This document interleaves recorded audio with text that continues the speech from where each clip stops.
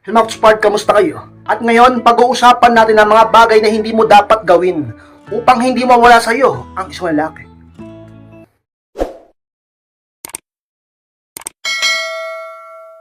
At kung handa na kayong lahat, masasal po tayo at muli, be inspired.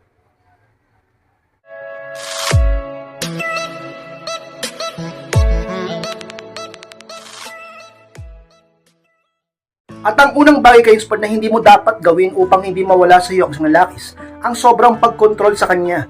Yan ang unang bagay kay Inspired na wag mong gagawin sa partner mo. Yung sobrang kinokontrol mo siya. 'Di ba? The word sobra, 'di ba? Sobrang pagkontrol. Yung iba pa naman sa inyo, aminin nyo, yung iba sa inyo ganyan, 'di ba? Alam ko mahal mo siya. Alam ko in love ka sa kanya. At ayaw mong maagaw siya ng iba. Pero hindi rin maganda o hindi rin tama ang sobrang pagkontrol dyan sa asawa mo o sa boyfriend mo. Dahil kapag ginawa mo yan kay Inspired, tinitiyak ko sa iyo. Paghintay ka lang ng ilang panahon, maaaring iwan ka niya, hiwalayan ka niya, o ipagpalit ka niya sa iba. At kung ayaw mong mangyari yan, matuto kang magtiwala sa kanya at bigyan siya ng kalayaan. Sapat na kalayaan, bigyan siya ng space, hayaan mo siyang mag-grow sa mga bagay-bagay na ginagawa niya sa buhay niya. Matuto ka ka-inspired na pumanatag sa kanya at matuto ka rin na respetuhin ang sarili niyang desisyon at hindi laging ikaw ang nasusunod. Huwag kang masyadong makontrol sa partner mo sapagkat lalaki yan. Lagi mong tatandaan ng lalaki ay lalaki. Kapag dyan ginanyan mo at naging consistent ka sa pagkontrol sa kanya, mag-aaway lang kayo kahit gaano ka pa niya kamahal at kahit gaano pa siya kabait sa'yo at kahit gaano pa kayo katagal. At kung ano man ang meron kayo, kung lagi kang ganyan sa kanya, lahat ng sobra ay talaga namang hindi maganda sa buhay ng tao. Darating ang pagkakataon na yan ay talaga namang hindi napapayag na ginaganyan mo siya. Dahilan kung bakit baka maaari na siya ay mawala sa iyo, ka-inspire. At ang pangalawang bagay na hindi mo dapat gawin o huwag mong gawin upang hindi mawala sa iyo ang isang lalaki, ang paulit-ulit na pagdududa sa kanya, yan ang pangalawa, ka-inspired. Masyado ka bang madudang girlfriend? Masyado ka bang madudang misis? Huwag kang masyadong ganyan sa partner mong lalaki. Dahil ang sobrang pagdududa ay naiuwi sa laging pag-aaway. At ang pag-aaway kung minsan na rin nagre-resulta sa paghihiwalay o kawalan ng pag-ibig sa isa't isa. O hindi ba katagalan mawawala din siya sa iyo pagka ganyan? Talaga naman ka-inspired. Huwag kang masyadong maduda sa partner mo. Matuto kang magtiwala. Baka sabihin ng iba, ka-inspired. Nahuli ko na kasi yan dati. Nang babae na kasi yan dati.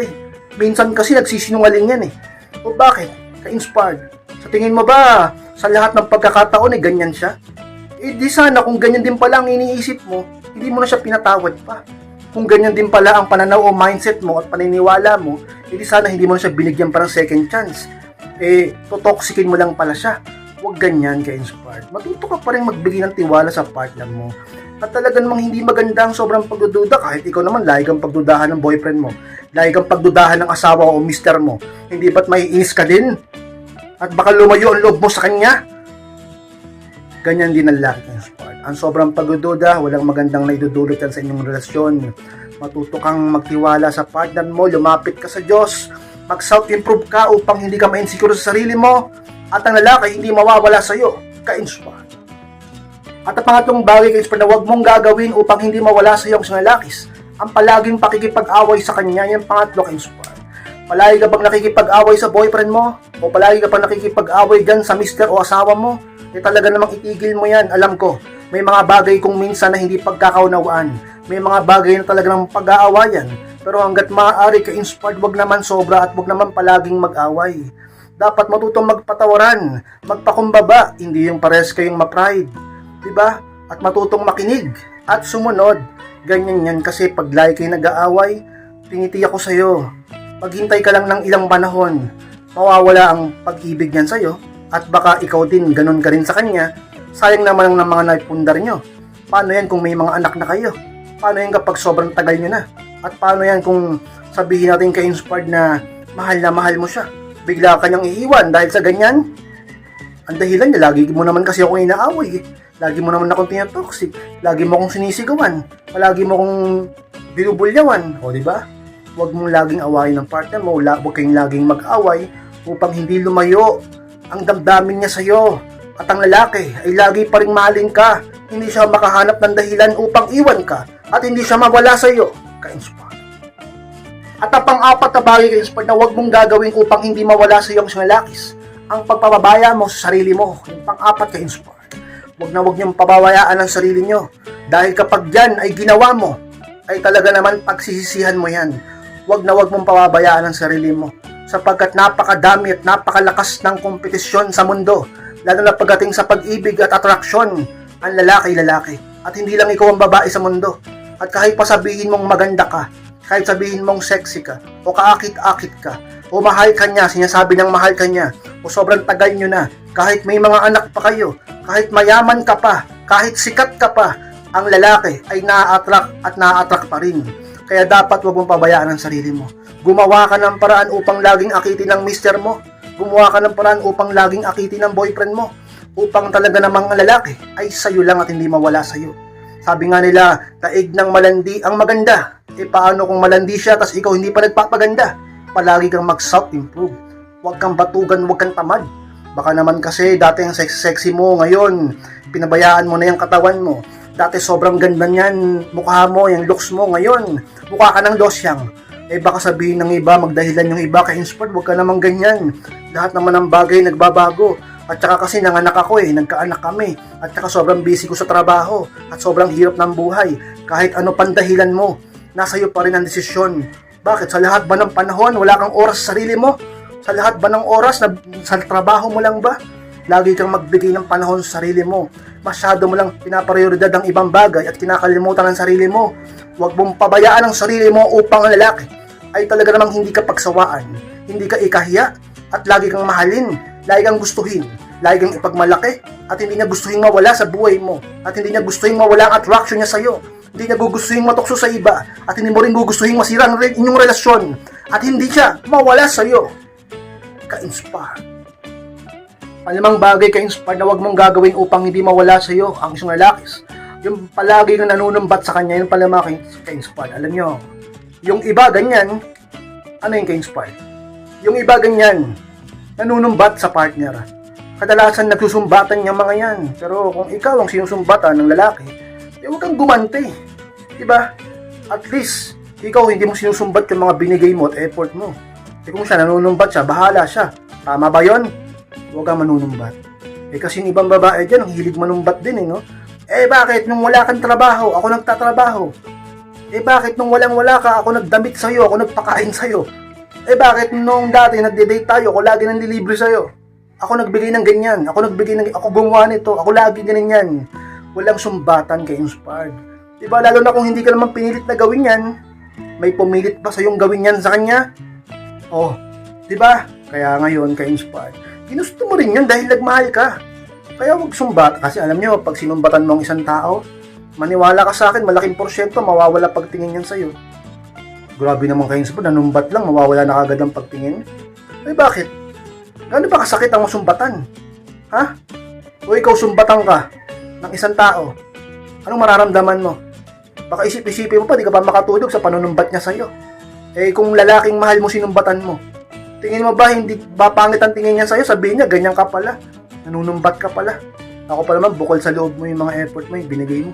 O, di ba? Tigil yung panunumbat mo upang ang lalaking mahal mo ay hindi lumayo ang loob sa'yo at mas lalong hindi mawala sa buhay mo. Ka-inspire. At ang pang-anim, ka-inspire, na huwag mong gawin upang hindi mawala sa'yo ang isang lalaki, yung pagsisinungaling at pagtatago ng mahalagang bagay, yung pang-anim, ka-inspire. Alam nyo, kung ayaw nyo, kayo mga babae, kung ayaw nyo na ang boyfriend o mister nyo ay nagsisinungaling sa inyo, huwag nyo rin gawin yon. Tapos yung iba dyan, kababaeng tao, may tinatago baka may kalokohan din, di ba? O yung ibang babae dyan, nagtatago ng cellphone, may mga mahalagang bagay na tinatago mo sa partner mo. Yung cellphone mo, ayaw mong pahiram. Di ba? O ayaw mo rin sabihin kung anong oras yung schedule ng trabaho mo. Ayaw mo rin sabihin kung kailan yung day off mo. Ayaw mo rin sabihin kung saan kayo nakatira. Ayaw mo sabihin ng nakaraan mo. Di ba? Marami kang tinatago sa asawa o boyfriend mo. Huwag kang magsinungaling, huwag kang magtago ng mga mahalagang bagay upang hindi mawala ang pagtitiwala niya sa'yo. At lagi siyang maging kampante sa'yo. Alam nyo, pag ang isang lalaki hindi kampante sa'yo, kapag ang isang lalaki hindi buo ang tiwala sa'yo, malamang sa malamang iiwang ka niyan, o malamang sa malamang lalayuan ka niyan. Maniwala kayo sa akin ka-inspired. Ang babae nakakatagal pa eh. Ang babae nakakatagal pa yan kahit kulang ang pagtitiwala mo sa lalaki. Kunyari ikaw, hindi buo yung tiwala mo sa boyfriend mo, sa mister mo, nakakatagal, nagmamahal ka pa rin. Nag-i-stay ka pa rin sa relasyon nyo, nandiyan ka pa rin sa kanya. At kahit tinataguan kanya ng mga mahalagang bagay tulad ng cellphone o kung ano man, diba, kahit nababad trip ka na, mahal mo pa rin siya, nandiyan pa rin, di mo pa rin siya iniiwan. Pero ibahin mo ang lalaki. Pag ang lalaki, lagi ka nagsisinungaling sa lalaki, tapos nagtatago ka pa ng mga kung mahalagang bagay, maghintay ka lang ng ilang panahon. Hindi yan papayag na ganyan, mapapride yan, matataas pride yan, gaganyanin mo. Ayaw niyang iniiputan sila sa ulo eh. O, iiwan ka din yan, at mawawala yan sa'yo. Kaya wag mong gagawin yan. Yung pagsisinungaling at pagkatago ng mahalagang bagay sa partner mo lalaki upang hindi siya mawala sa iyo. Ka-inspired. Ang bitong bagay ka-inspired na wag mong gawin upang hindi mawala sa iyo ang lalaking mahal mo is yung sobrang nakadepende ka lang sa isang lalaki. Pambito ka-inspired. Nakadepende ka lang balagi sa partner mo, sa boyfriend mo, sa asawa mo. Ikaw, wala kang sariling diskarte, wala kang sariling pagsusumikap, wala kang sariling, kung may pangarap ka man, di mo naman ginagawa, inaasa mo pa sa partner mo. Halimbawa, pangarap mo magkaroon ng kotse, pangarap mo magkaroon ng bahay, o magandang cellphone. Aba, imbis na ikaw ang gumawa, imbis na ikaw ang magsumikap para sa bagay na pangarap mo, inaasa mo sa asawa mo, sa boyfriend mo. Gusto mo siya ang gumawa nun o kumuha nun para sa'yo. Ang sarap naman buhay mo. Sino ka ba, Disney princess? Ikaw ba ang reyna ng mundong ito? Ganyan ka ba kaganda talaga? Kahit pa sabihin natin ganyan ka kaganda, hindi naman tama na lagi ka nakadepende lang sa lalaki. Patunayan mo na high value ka, mga high value na babae. Yung mga high value na babae, bukod sa maganda na, sexy, talaga namang ka-inspired, matataas ang status niyan. Sapagkat hindi sila pumapayag na nakadepende lang sila sa lalaki at may sarili silang pera, may sarili silang trabaho, may sarili silang diskarte.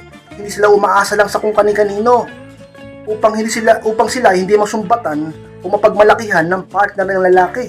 O gusto mo yun? Kaya nga diba yung tinatawag na high value yung mga babae na independent woman?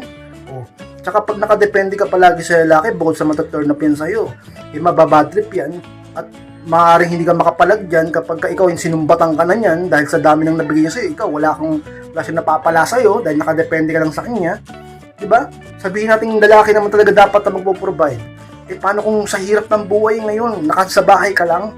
Sabihin ng iba ka-inspired, huwag mong ganyanin kasi mahirap yung mga trabaho sa bahay, naglalaban, nag-aalaga ng bata. Nandyan tayo. Pero ka-inspired, hindi rin ganun kadali maghanap buhay sa labas. Magtulungan kayo, magsumikap ka, ka-inspired, para hindi rin kayo mag-away. Kasi nag-aaway yung mag-aasawa, magbo-boyfriend, girlfriend dahil sa financial, dahil sa effort, dahil sa yung isa lang ang kumikilos. Patunayan mo sa kanya na ikaw ay karapat dapat panghabang buhay sa kanya. Patunayan nyo sa boyfriend nyo, patunayan nyo sa asawa nyo na hindi ka palaasa, na wala kang kwenta. Patunayan mo na may kwenta ka. Patunayan mo na handa kang tumulong sa kanya. Mas lalo kanyang mamahalin. Hindi niya ikaw ipagpapalit sa iba. Hindi siya mawawala sa iyo. At talaga namang ka-inspired, laging magiging maayos ang buhay nyo pagka talaga namang pagtutulungan kayo at hindi ka lang basta nakadepende sa lalaki at sa partner mo. Hindi siya mawawala sa iyo. Ka-inspired. Max Pard, maraming salamat sa pagtapos ng vlog na ito. Kung kalimutan na mag-like, comment, and pakishare na rin po sa iba upang makatulong tayo sa ibang tao, mga ka-inspired. Sa mga gustong magpa-coaching, magpa-advise, message na ako sa aking Facebook, ay yung profile picture ko. Check nyo ako pag nakita nyo yan, sinerch nyo yung FB ko na yan, ako mo mismo yung magre-reply sa inyo. At kakausapin ko kayo tungkol sa inyong problema sa pag-ibig o sa party ng lalaki. At sa mga hindi pa po nakasubscribe, click nyo na po yung subscribe, click nyo na po notification bell upang ma-notify kayo pag may bago akong upload. Maraming salamat, mga ka-inspired. Mag-ingat kayong lahat. Mahal ko po kayo. At muli, be inspired.